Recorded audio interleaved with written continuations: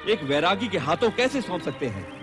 जो पूर्व निश्चित है उसे आप विफल कैसे कर सकते हैं? मेरा जन्म ही देवेश्वर शिव के चरणों की सेवा के लिए हुआ है पिताश्री। ये तुम्हारा भ्रम है सती। स्वप्न की बातें कभी सत्य नहीं हुआ करती। तुम जो कुछ भी कर रही हो वो तुम्हारे भ्रम का परिणाम है। छोड़ दो ये सब व्यर्थ की बातें। नहीं पिताश्री, देवेश्वर शिव के प्रति ऐसा असम्मान न दिखाइए, ये उचित नहीं होगा। उचित अनुचित के तर्क में उलझकर तुम अपनी अल्प बुद्धि का परिचय दे रही हो सती। ऐसा प्रतीत होता है कि तुम्हारा ये शिव आराधना का मोह भंग करने के लिए अब हमें ही कोई उपाय करना होगा, और ये उपाय हम शीघ्र ही करेंगे। ओम नमः शिवाय। ओम। पिता दक्ष के क्रोध और चेतावनी का सती पर कुछ भी प्रभाव नहीं हुआ और वो पुनः शिव स्मरण में निमग्न हो गई। नदी तट पर सती शिव की भक्ति में लीन थी और इंद्रलोक में देवराज इंद्र, पत्नी शची तथा अन्य देवगणों के साथ नृत्य, संगीत व मनोविनोद में निमग्न थे।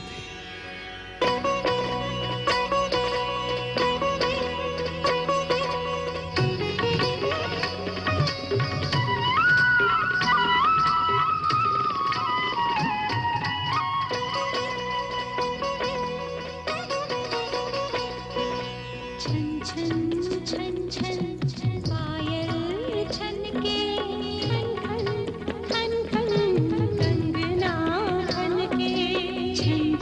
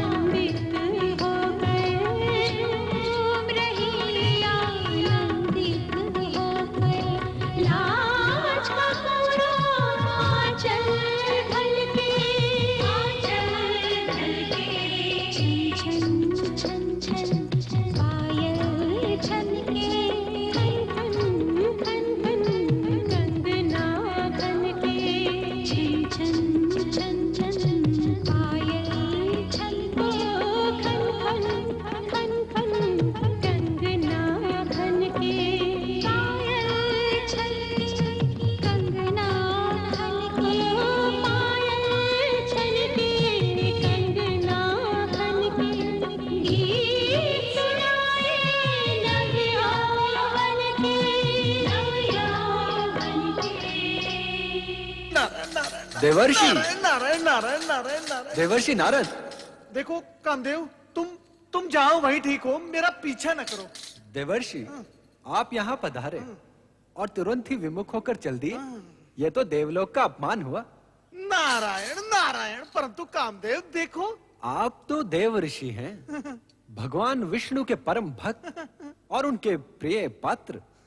मुझ अकिंचन से आपको कैसा भय? नारायण नारायण। कामदेव, सुना है तुम्हारे पास जो पुष्प बाण है उसमें वो शक्ति है जिससे बड़े बड़े ऋषि मुनियों की तपस्या भंग हो जाती है और वो मोहविष्ट हो जाते हैं, उनमें कामेच्छा निर्मित हो जाती है। सुना तो मैंने भी। नारायण नारायण।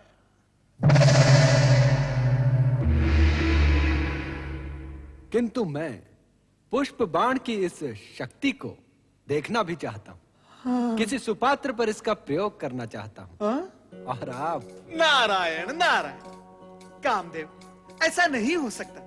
मैं नारायण भक्त बाल ब्रह्मचारी, प्रयोग के लिए क्या मैं ही शेष रह गया हूँ? ये घृणित विचार तुम छोड़ दो। घृणित विचार? ये आप क्या कह रहे हैं देवऋषि? यदि ये कृत्य घृणित होता तो क्या परमपिता ब्रह्मा मुझे इसकी आज्ञा देते? आप इतने विद्वान हैं, इतने ज्ञानी हैं, फिर भी इतनी सी बात नहीं समझते कि बिना कामेच्छा के जागृत हुए नर नारी एक दूसरे के प्रति आकर्षित कैसे होंगे?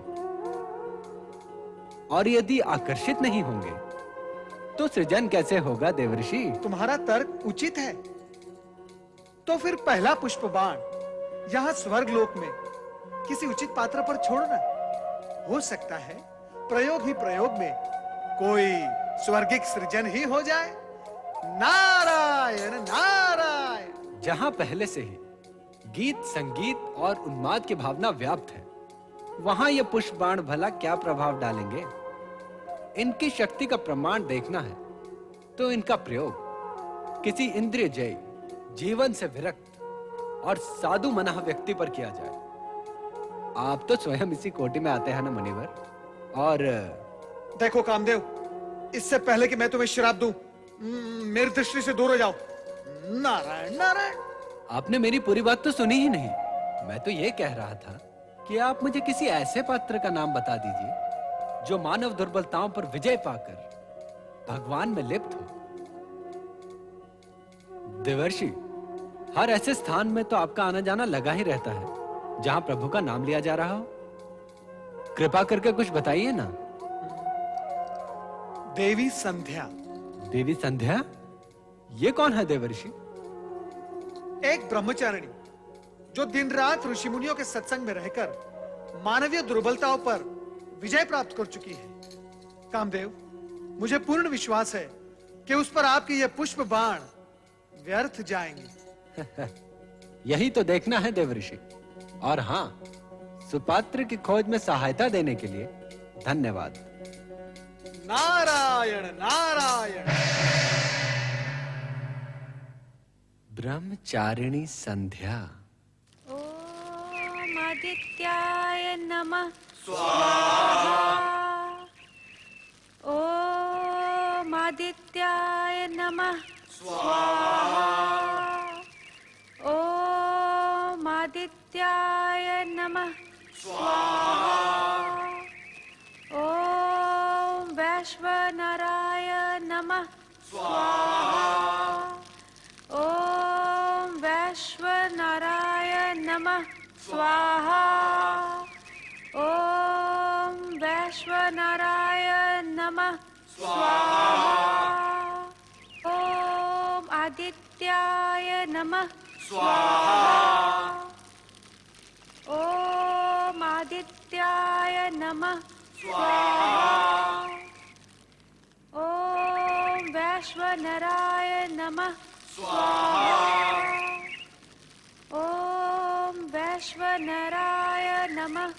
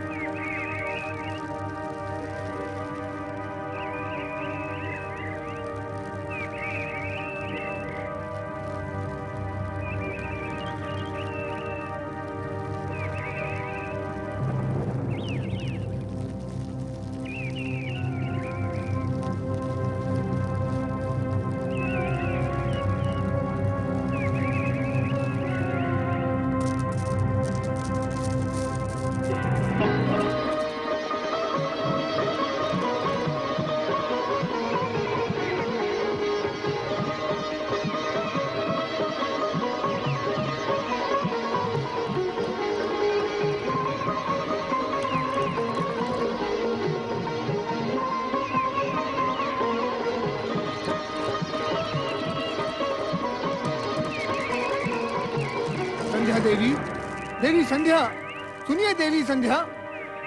हे ब्रह्मदेव, ये क्या अनर्थ हो रहा है? ओम नमः शिवाय।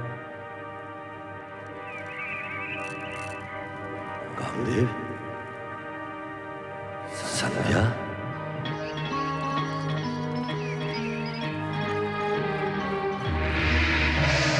कामदेव,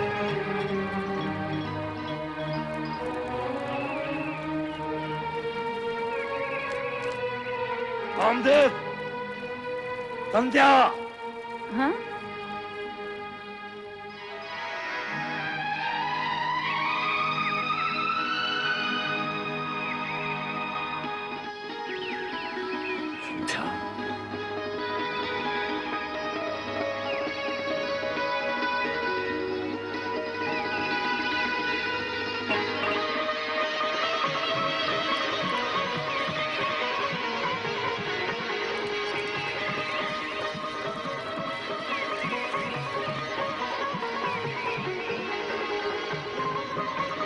हे भगवान शिव, ये क्या अनर्थ हो रहा है?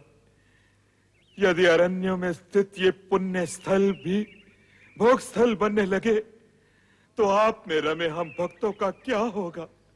इस संसार का क्या होगा?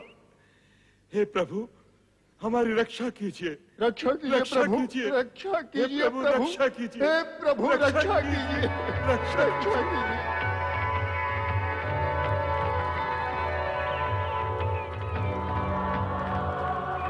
ब्रह्मदेव, संध्या,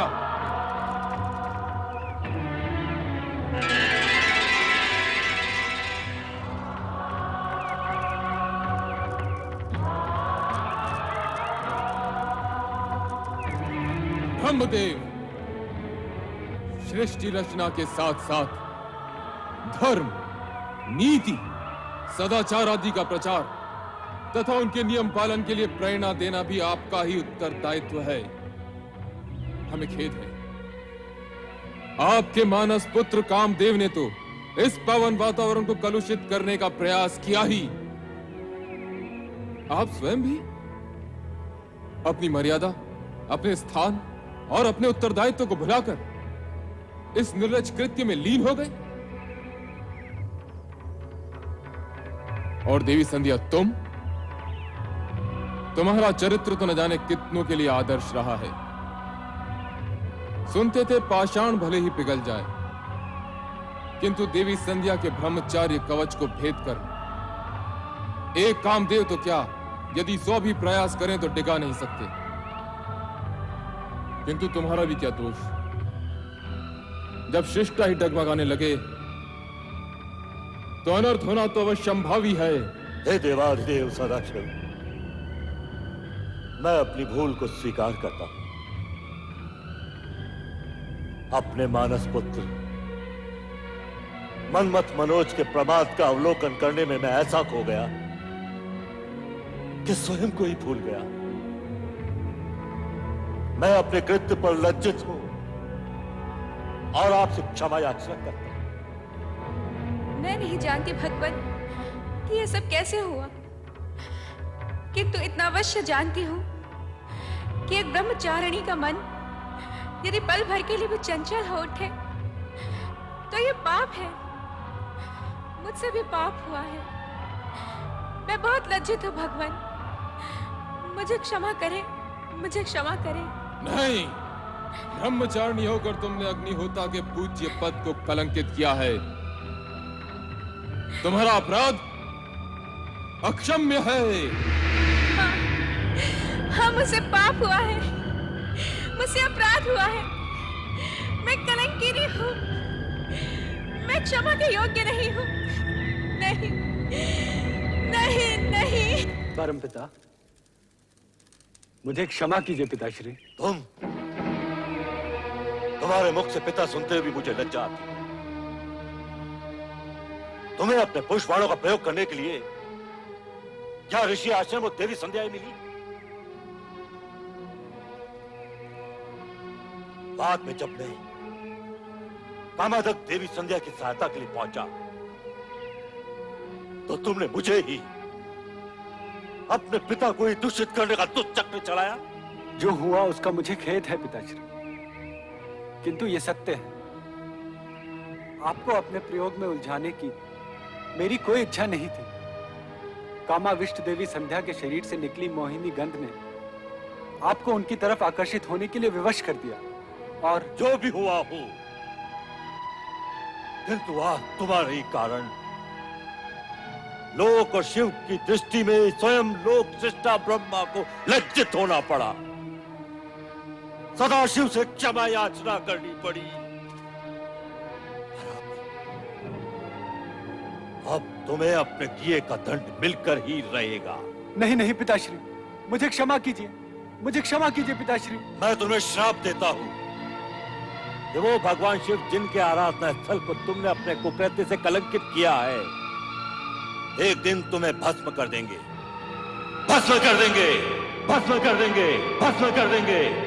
नहीं पिताश्री, मेरी रक्षा कीजिए पिताश्री, अपनी संतान की रक्षा कीजिए। नहीं पुत्र नहीं, श्राप तो धनुष से निकले हुए उस बाण की तरह है जिसे लौटाया नहीं जा सकता। एक बात और है, इसी श्राप में तुम्हारा और जगत का कल्याण भी निहित है। अतः इसे श्राप के साथ साथ आशीर्वाद भी समझो।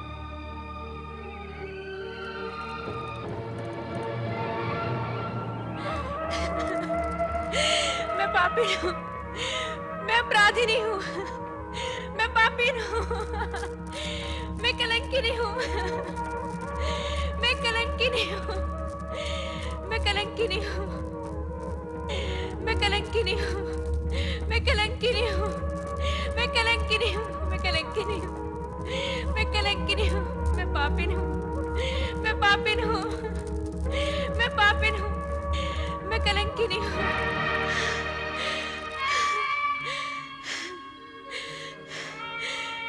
इतने बड़े पाप, इतने बड़े कलंक का बोझ लिए अब मैं ये जीवन कैसे व्यतीत करूंगी? जिस शिव की एक झलक पाने के लिए बरसों से इस जीवन को पुण्य कर्मों में लगाए रखा था, वही शिव आज सामने भी आए तो मात्र ये कहने के लिए कि मेरा पाप अक्षम्य है। अब मेरे जीवन का क्या अर्थ और बिना अर्थ के ये जीवन कैसा?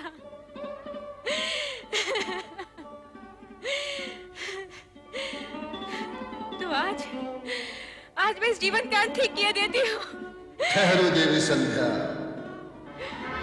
इस तरह स्वयं को समाप्त करने का तुम्हें कोई अधिकार नहीं।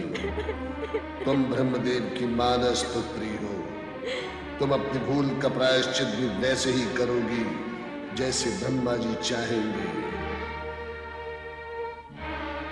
ओम नमः शिवाय, ओम नमः शिवाय, ओम नमः शिवाय, ओम नमः शिवाय, ओम नमः शिवाय, ओम नमः शिवाय। ब्रह्मा जी, ऋषि श्रेष्ठ वशिष्ठ, प्रणाम देव।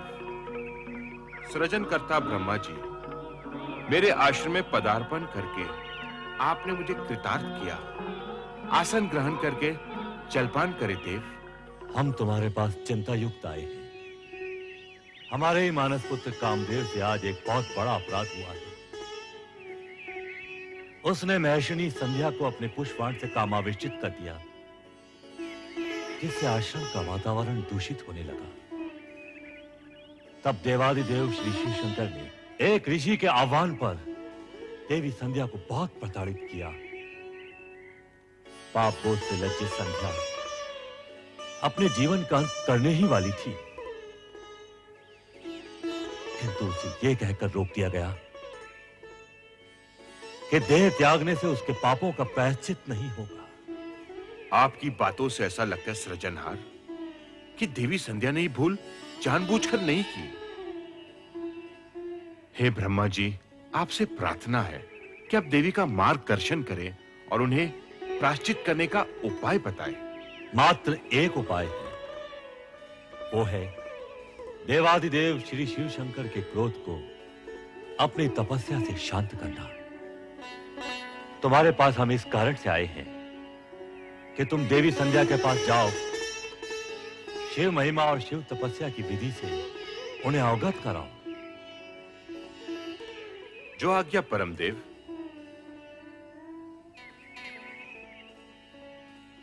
किंतु संध्या इस समय होगी कहां?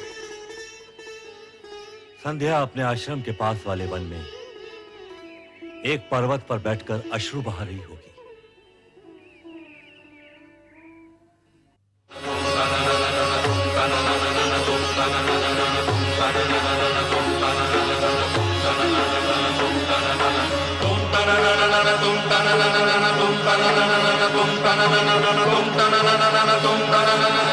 तुम